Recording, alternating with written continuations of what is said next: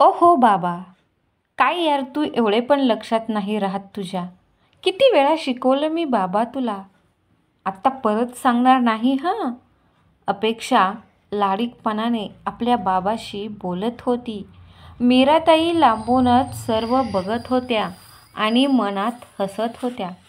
त्यांची नात म्हणजे अपेक्षा संदीपला म्हणजे त्यांच्या मुलाला अगदी अरेतुरे करून बोलायची. अगदी मित्र-मैत्रिणीचे नाते होते त्या दोघांचे. अपेक्षा, मज्जा आहे ग तुझी.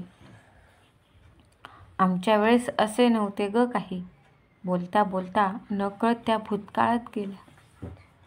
त्यांच्या डोळ्यासमोर त्यांचा माहेरचा वाडा, बाहेर असलेला झोपाळा आणि त्यावर बसलेले अण्णा दिसत होते.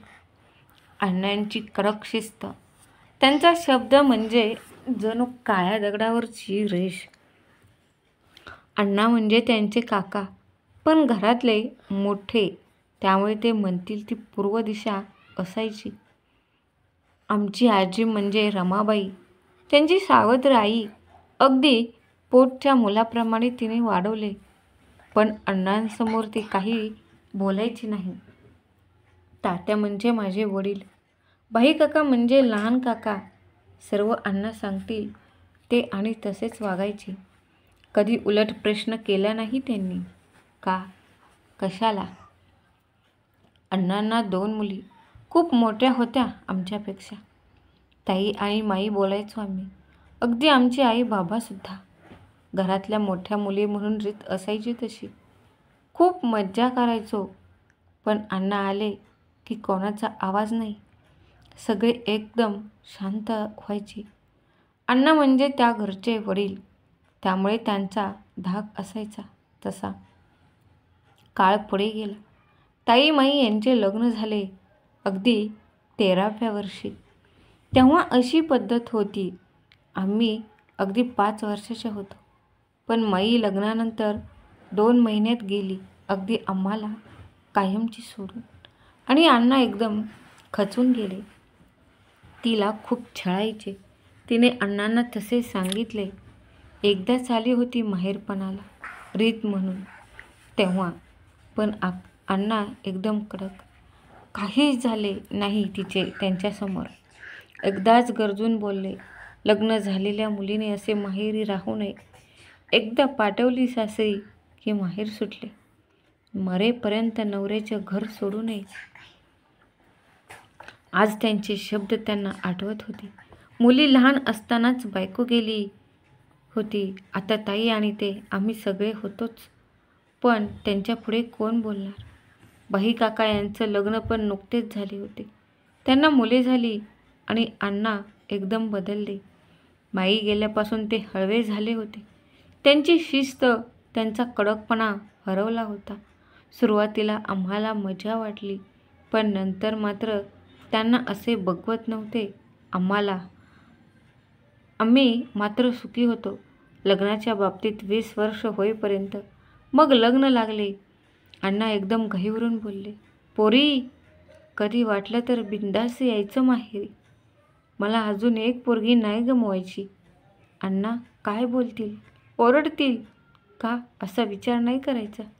पहिल्यांदा मी अण्णांना असे बघत होते. घाबरत घाबरत सासरी आले. लहान असल्यापासून सवय लागली होती दडपणाखाली राहायची. पण या आपल्या घरी पहिल्यापासून वातावरण खेळीमेळीचे होते.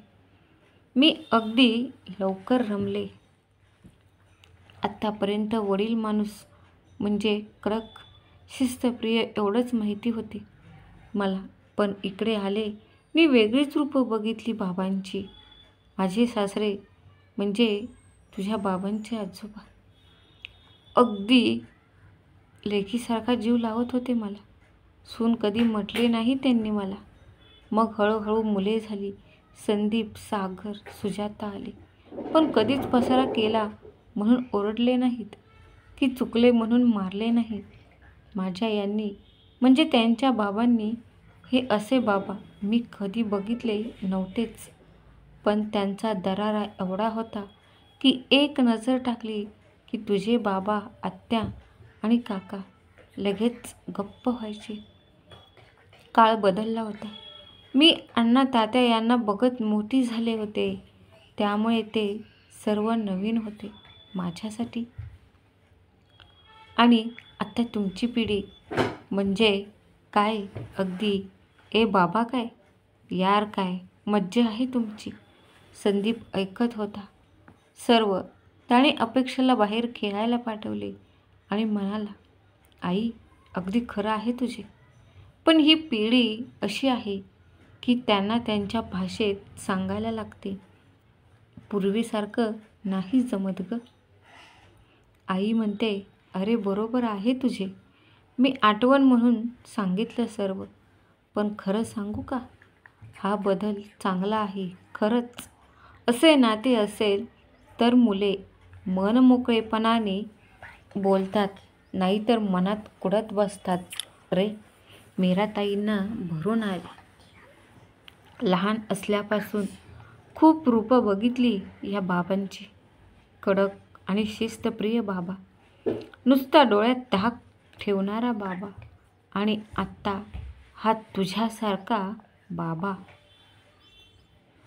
आई रडून मोकळी होते, डोळे मिटून प्रेम करते आणि म्हणून आपल्याला आई आवडते. पण बाबाचे तसे नसते रे.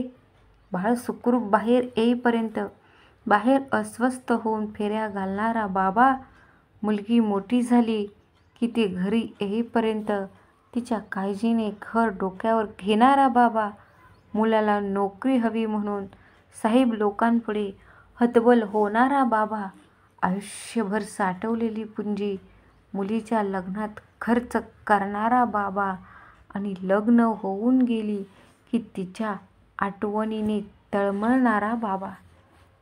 अहो, बाबाचा ए बाबा झाला तरी मनात असणाऱ्या भावना त्याच ना रे. संदीपचे डोळे भरून आले. तो म्हणाला, हो ग आई, खरं आहे तुझे.